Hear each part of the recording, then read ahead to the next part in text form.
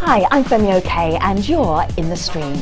Today, who are India's Parsis and why is a new ad campaign encouraging them to make babies?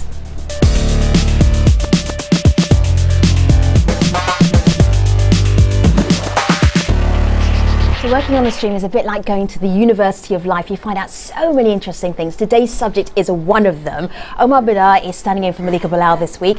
Online, digital producer, what are you seeing? Yeah, I knew very little about Parsis, and we asked our online community what they knew about them and what is known about the community, and we have lots of interesting answers coming in.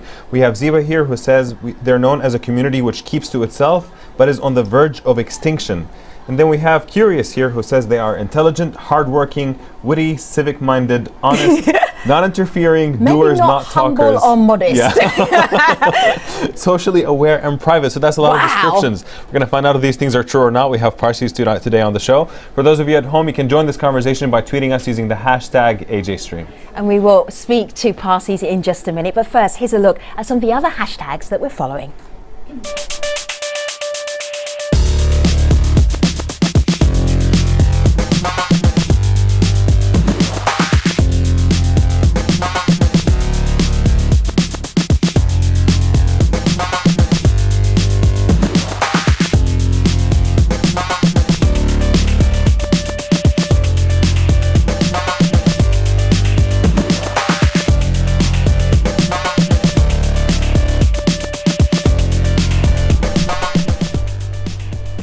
So, more than 1400 years ago, a community of persecuted Zoroastrians fled the Muslim invasion of Persia. They arrived on what's now Indian shores and since then have created a unique identity while maintaining their faith.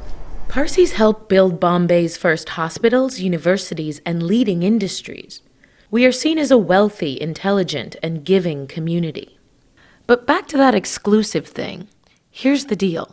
To be Zoroastrian, you have to be born into the faith. No one can convert in. Women who marry out of the fold are shunned from raising their children Zoroastrian. And non-Parsis are forbidden to enter fire temples, our places of worship.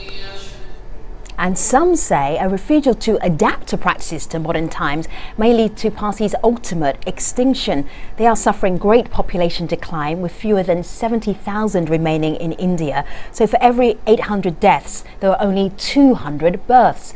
Now an initiative by the Indian government called Jio Parsi or Live Parsi is promoting Parsi marriages and more children.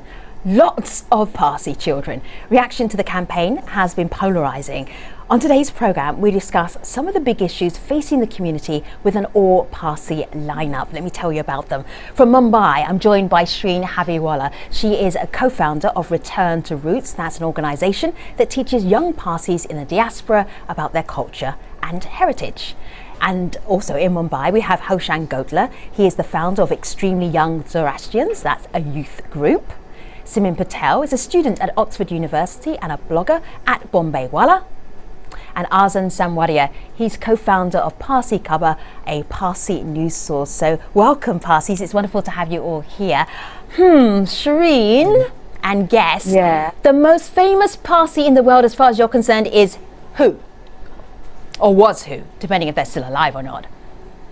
Who would you say? Well, the one that everybody will know. You're like, oh, I didn't know he was Parsi or she was a Parsi. Ratan Tata, Freddie Mercury. Okay, that's good.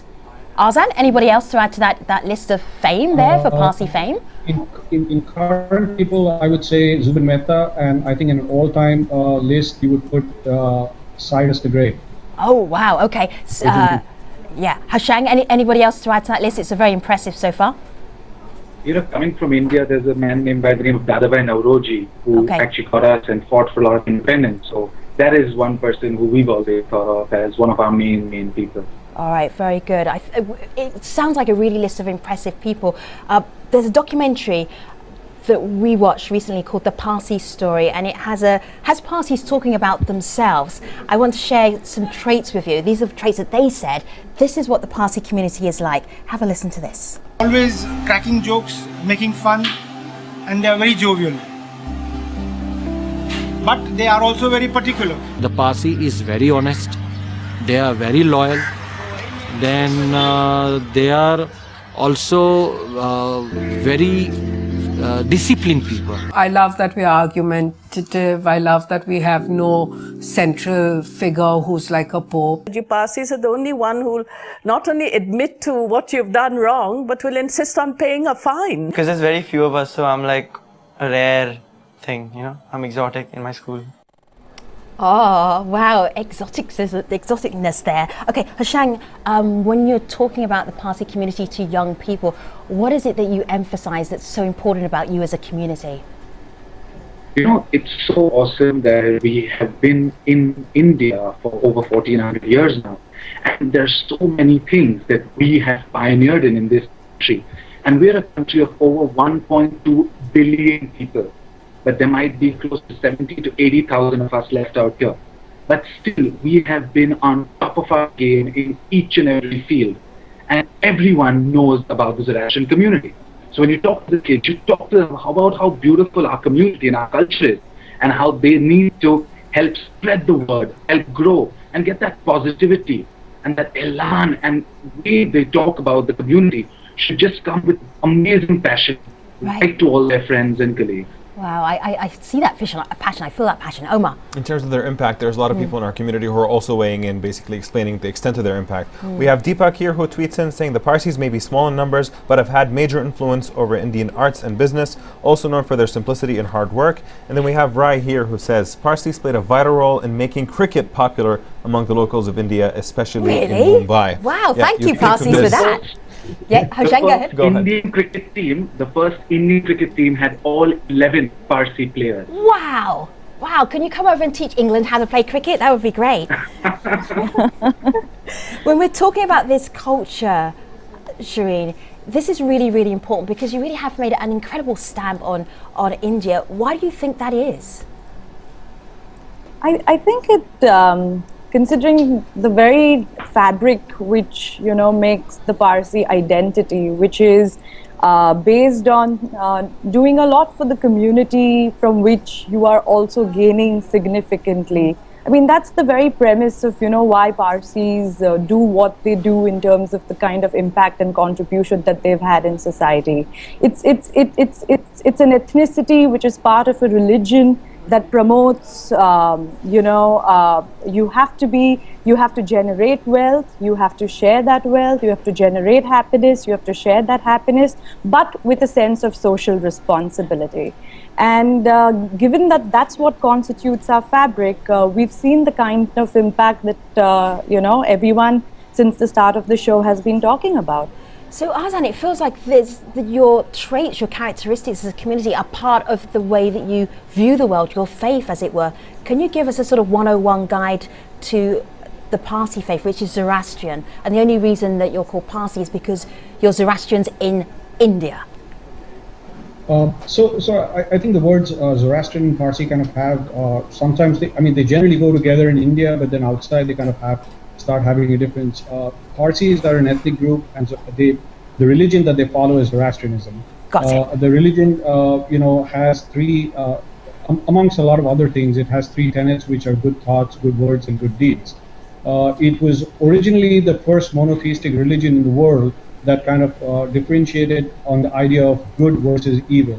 And I think that very simple premise guides a lot of the faith today, and when you boil it down, those two, just the difference between that good and evil helps you make most decisions in life that are important, whether it's business, whether it's personal, and I think that is one of the underlying premises, along with a lot of others, inherent qualities that are built in of fair play and of civic mindedness, of giving more than getting, which all kind of intertwine into making a Parsi characteristic. Azan, you sound too good to be true. Are there any bad, naughty Parsis? I mean, it just sounds like you're just phenomenal.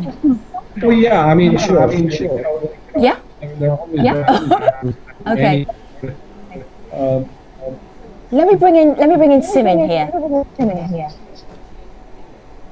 Simin. Yes. Simin. Hi. Hi. Tell me about, in terms of your study, what are you trying to actually study in terms of where the Parsi are right now? What's your academic view on this? Okay, so I study the history of the Parsis in Bombay, and basically about how they became modern and how they became model moderns. Why everybody else in some way wanted to be Parsi, wanted to dress like Parsis, and wanted to dine like Parsis, and why were they so successful in their modernity, and they were very cosmopolitan people. So I think I guess what I'm trying to say is that. It wasn't an insular community that made them successful, and I think right now what we're seeing is a little bit of an insular turn where we're looking in rather than looking out. But the premise of my thesis is actually that they did well when they were very cosmopolitan and when they were modern and when they built Bombay basically. The city is basically a Parsi city in some way, but it's a cosmopolitan city, and that's the greatness of being of Parsi. Hashang, go ahead. Till date, there are lots of Zoroastrians who owe a lot to the country of India because they've given us the refuge that we have right now. So whatever we do for our country is not enough because we would have been nowhere if we didn't have India. And I completely agree with Simin. We are completely cosmopolitan because people love us. The people of the country love us. The people all over the world have a lot of respect for the Zoroastrian community. And I don't think we take that for granted. We are very particular about it because we do a lot of charity, a lot of philanthropy work. And though we might be small in numbers, we are still very, very amazing when it comes to doing things for people. We go out of our way to help people. If there are tragedies or any issues, we know that there will always be Parsis there to help and support no matter what the cause is, no matter where in the world it is.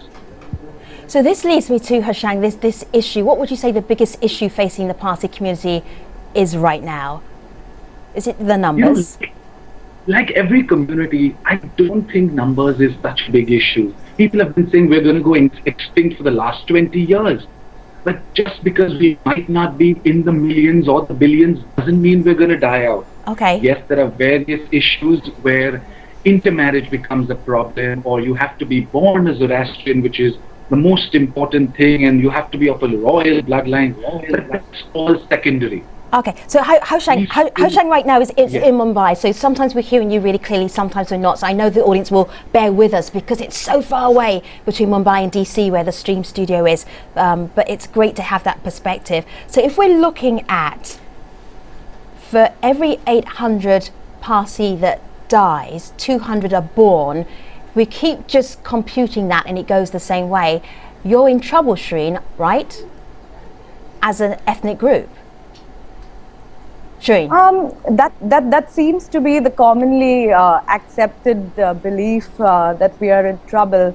But just to take off from your question to Hoshang, which is what is one of the issues that the community is really grappling with, I would actually like to say it's the lack of knowledge, or and when I say lack of knowledge, I mean there's information, but there's a lot of misinformation about also what constitutes being a Zoroastrian, being a Parsi, which is one of the bases of what led us to kind of start the Return to Roots program, which I'm a part of.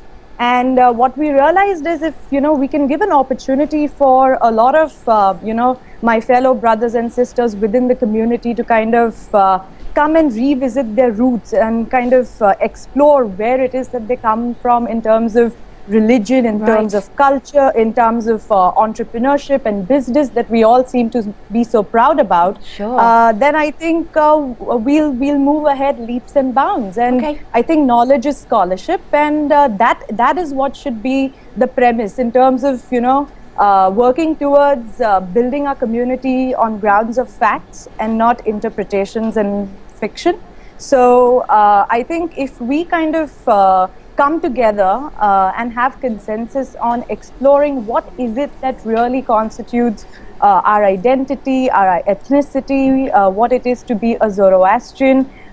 Starting from there, we can go on to address the most commonly talked about problems. All right, Omar. Yeah. So on the question of the dwindling numbers, we asked for people's thoughts on these things, on the fact that the numbers are going down, what could be done about it. Abhishek here tweets in saying, would you like me or pertinently my wife, who has been banished from her faith for marrying me, to comment. And we also have this video comment here from Hamisha. Take a listen to this. The Geo-Parsi campaign has generated a lot of curiosity within and outside of the community. For where I am concerned, as a Zoroastrian girl, I have married outside, and not only do I lose my religion, but my children also can never become Zoroastrians. So this has resulted in lesser people available to marry. Arzan, do you think that this issue of women being able to pass on the faith to their children would have to change for the numbers to actually stay strong? Okay, so I think the video that you showed, the lady was kind of confusing two issues, and I think that's really been what's sadly happening in the media. The Geo-Parsi scheme has been around for 2 years, right? Nobody spoke about anything about it being in place for 2 years till the ad campaign came out. The whole premise of the ad campaign was that it was targeted towards Parsis, and we need to do something about the falling fertility rates. There is a study out by the Max Planck Institute that Parsi have on their website, where you can go and since 1940 to 2011, people have studied demographics within the Parsi community, and at no point has the demographics changed. And if you read through the whole report, it's a 22-page report, and the people have come to the conclusion that basically do whatever you want. There is a problem of fertility. It's not so much, yes, intermarried and accepting those kids is an issue, but I don't think Geo-Parsi is trying to solve that issue. So Arzan, let me just ask you a few things, because the rest of us don't know Geo-Parsi very well, and this is our introduction to it. So the Indian Geo-Parsi, just to remind everybody, live Parsi. So the Indian government are giving money to encourage Parsis to actually have more children. Have I oversimplified it? No, let me come to that. They're giving Parsis money not to really have children. They're giving Parsis money to try, and if they are infertile, to try and do various methods like IVF to have children medically. So if they're having trouble having children, okay, so they're trying to, anybody who wants to have a baby, who happens to be Parsi, the Indian government is like, we want to help you if you can't do it yourself. Now, Arzan mentioned this ad campaign, and I have to admit, this was the thing that bubbled up that caught our attention. So let me show you a couple of these ads. This one here, I think everybody can appreciate this one. Mum says to son, isn't it time you broke up with your mum? That's the little Geo-Parsi ad there. I move out and get yourself a wife and some children. Here's another one. Have a child quickly after marriage because a child needs parents, not parents who act like grandparents. Maybe that might be a little tricky for older women who decide they want to follow a career. Let me do one more for you. Be responsible, don't use a condom tonight. I've never seen that before. Simin, what do you make of this ad campaign? But the campaign is very problematic, but the premise of the program, which you were discussing earlier, is even perhaps more problematic. Race is at the heart of this program, and rather than the state setting up a program that prohibits programs, that make sure that programs like this can never happen, the state is sponsoring. So you have the Indian state and the Parsi welfare state basically sponsoring a program for the breeding of pure ethnic children.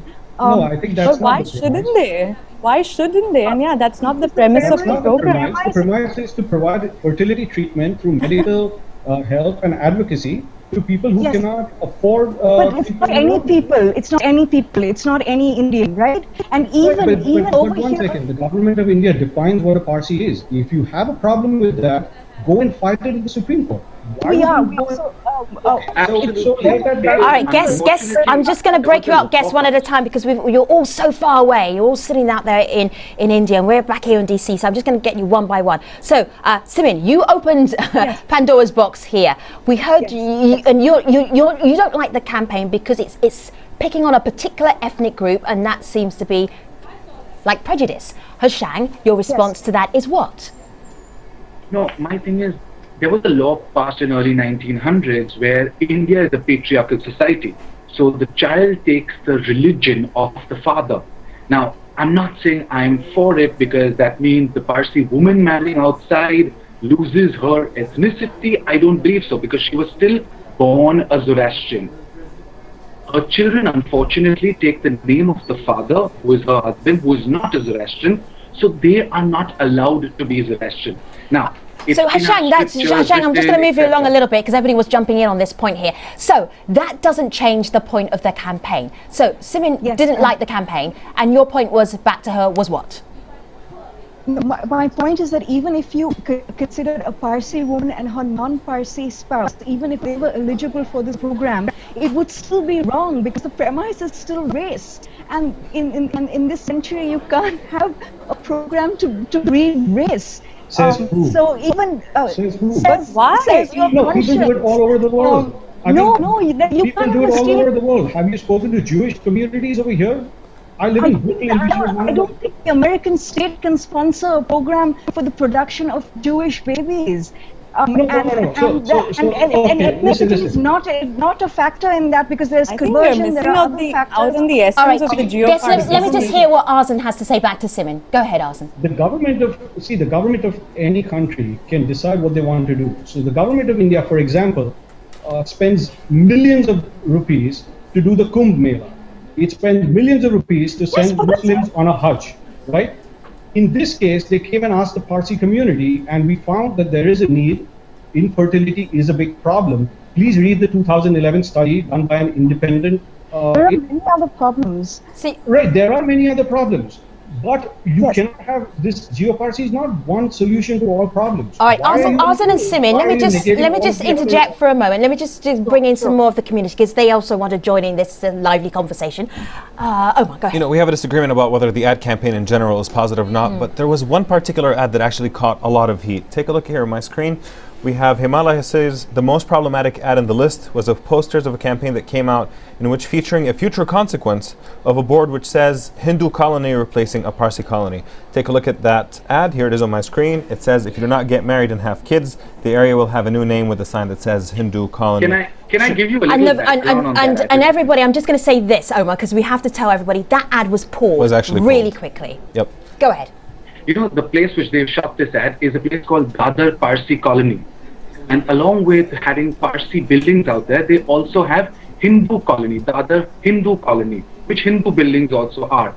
So what they're trying to say out here, that if we don't have so many Parsis, maybe all those buildings will have Hindu people only staying there, so it'll become the other Hindu colony. So Hoshang, you didn't even need that. You don't even need that framework. It's very obvious from looking at the ad what it actually meant. All right, so let me just go to Shireen because I just want to get Shireen's point of view here. Shireen, if people are uncomfortable with this targeting Parsis, they're also saying they're a bit like treating you like pandas, like breed, have babies. Do you have any issue with that? Is there another way to go about this, perhaps? Actually, I looked at the campaign in a very positive way. I know the rhetoric that has followed in terms of, are we being compared to pandas and so on and so forth. But I actually felt, wow, the government of India thinks we are important enough to keep us going. Yes. For our community to survive. Okay. So sure, bring it on, and let's make most of this opportunity that the wonderful government of India has bestowed on us. It's interesting because I heard all these wonderful descriptions about how Parsis were. They have a great sense of humour. They're very humanitarian. I didn't hear that they love a good debate. So that's another one that I am personally going to add to the list. We are taking Shireen and Arzan and Simin and Hoshang to our post show, stream.aldozero.com. Continue the conversation there. You can tweet Omar at #AJStream. Let me tell you about the next AJ Stream. Enhancing the senses by embedding technology into the human body. So it's actually part of you. The world's first human cyborg will be in the stream to talk about how the device attached to his head has changed his life. This is one show you don't want to miss. Until then, I'll see you online. Thanks for watching.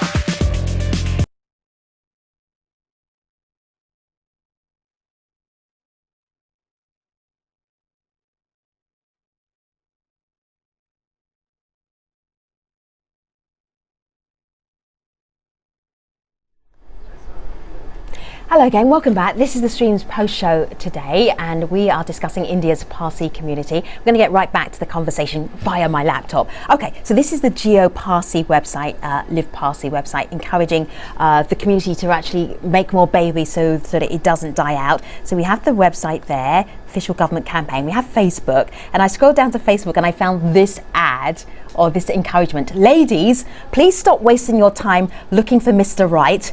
Just find Mr. Left and drag the idiot to the right. That made me laugh a lot. But with Omar, you had something a little bit more serious off the back of this, remembering that this is all a government campaign. Indeed, and people disagree on to what extent the government should be playing a role in this. Yeah. We have Zubin here who tweets in saying the government shouldn't interfere. There are bigger issues concerning them. But on the other hand, we have this video comment here from Freyan. Take a listen to this.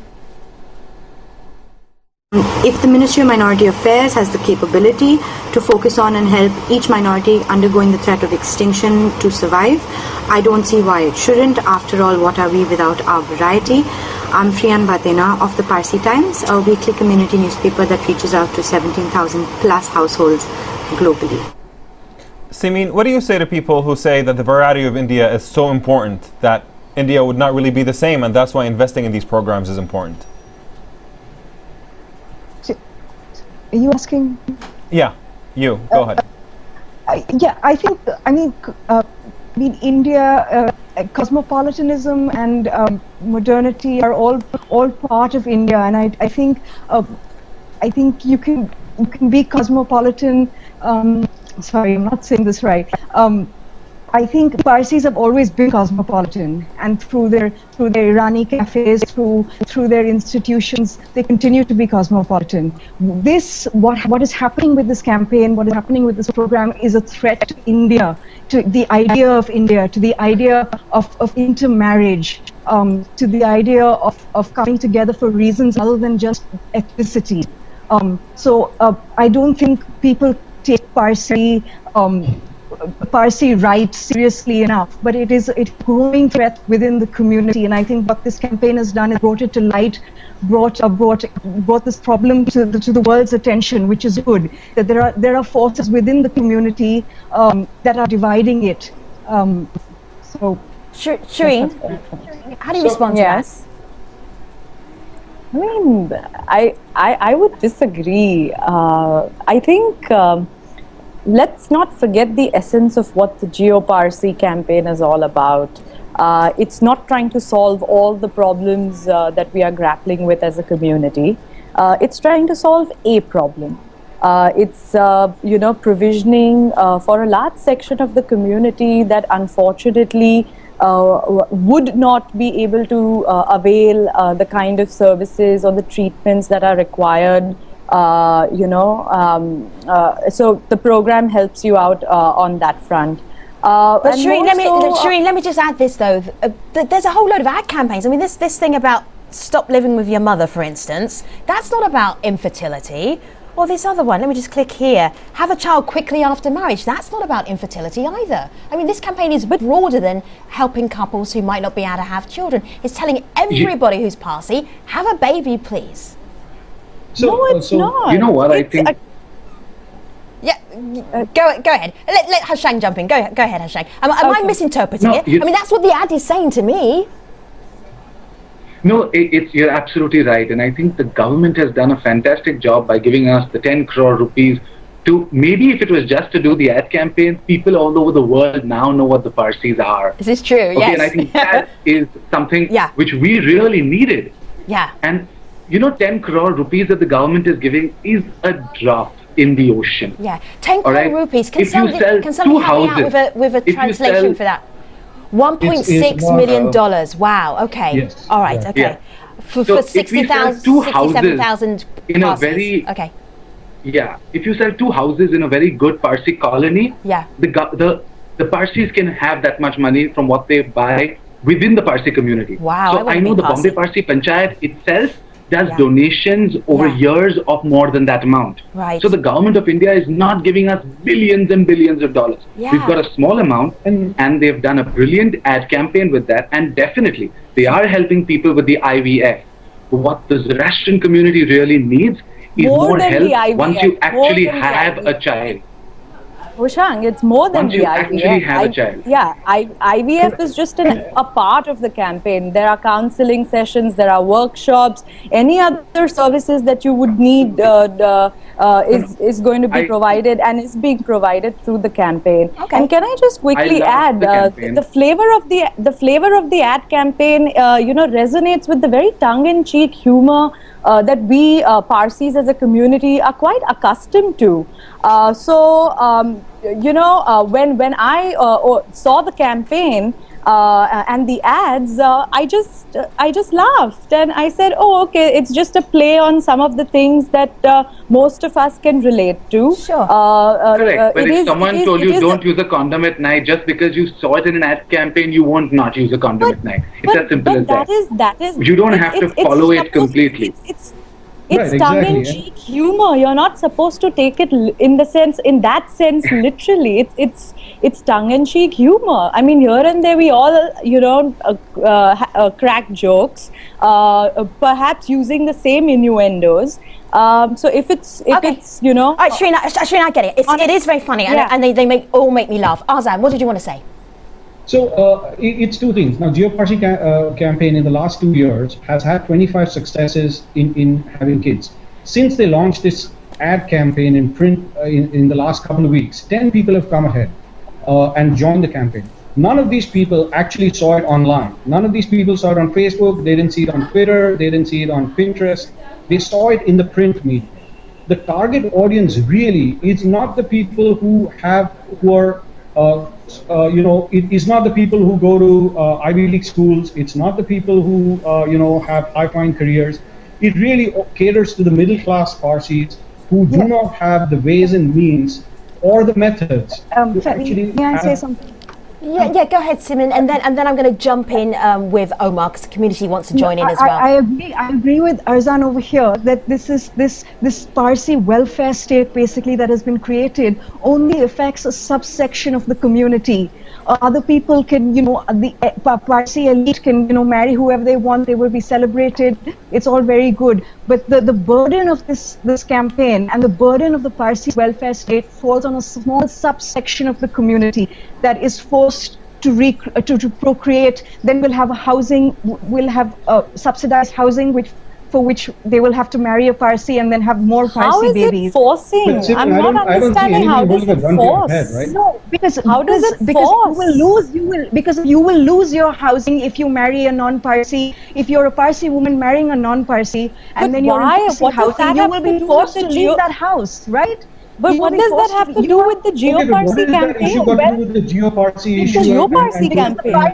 And having fertility. Okay, Guess, I'm just going to ask you to put it on pause just for a moment. Guess, just hold tight for a moment. Just give me a moment. Because your conversation is so interesting, the community also want to join in, so I want to give them a little bit of space. Omar. Yep, we have Curious here who actually agrees with Shireen about the campaign. It says, I agree with it. It's a tongue-in-cheek campaign aimed at getting attention for the Parsis, and it succeeded. But we also have Kayhan here who agrees a lot more with Simon, says insularity and regression are far more damaging to the community than low Parsi birth rates. Goes on to say that the money and time spent on this campaign could be better used to build links with Zoroastrians in danger across the globe. Shireen, do you see any way that this money could be spent? What other things could you do besides this campaign to sort of protect the community? So I would say the government has done this, but then, we have programs such as Roots. We have programs and associations like Zing, of which Hoshan is a representative, to build those community links for Zoroastrians across the country. So let this particular campaign do what it's set out to do, and let's not try to mix issues here, because I think that, defeats the purpose. And let's. I actually agree with Shireen on that. Let the GeoParsi campaign just help people. Just help people who need the help. We will create opportunities, but for every issue, if we try to interlink another issue to which we try to link another issue, I'm sorry. I mean, that might probably make me, extinct at that rate. Now, we've been talking about making babies, so we're talking personal here. So let me talk personal a little bit more. Shireen, do you have children? No, I don't. Okay. But I'm broke. Are you going to marry a Parsi husband? Yes, I am. Yeah, better get moving then, Shireen. Okay. We need to get more parties going. All right, so you see that so I hear where you're coming from. Hashang, do you have children? No, but I run an organization called XYZ with extremely young Zoroastrians. Yes. And we have about 500 children between the age of 5 and 15. Right. That we try and do Sunday schools with and try and teach them more about the religion, get them more interested in the social service aspect in charity, and make them grow as individuals.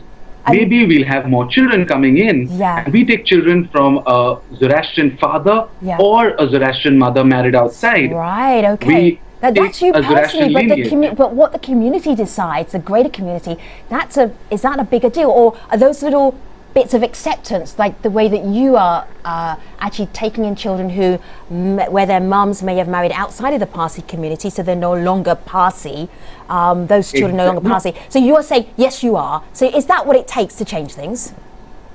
It's a huge effort because a lot of the people are very orthodox and don't agree with taking children whose mothers are Parsi and their fathers are not. But I feel that they have the DNA from their mothers as well. And the mothers teach them their religion as well. So they can also learn about their own religion and traditions of their mother. Wow. Again, the Trust XYZ is not saying we need to convert more people or we need to get more Zoroastrians in. That's why we're doing this. No, but we want to learn the art of acceptance of getting everyone just to be on a common level playing field. Okay, so Hashang and Shireen and Azan and Simin, you've taught me so much about Parsis, and hopefully I will get to meet you in real life because I'd love to get to know you just a little bit better. Thank you so much for being part of this program. And so, moving on from the online community, I am going to tell you about the next show, and when I have been prepping for this show, I think you're going to like it. Enhancing the senses by embedding technology into the human body. The world's first human cyborg will be in the stream to talk about how the device attached to his head has changed his life. It's a show you shouldn't miss. We'll see you online. Thanks for watching.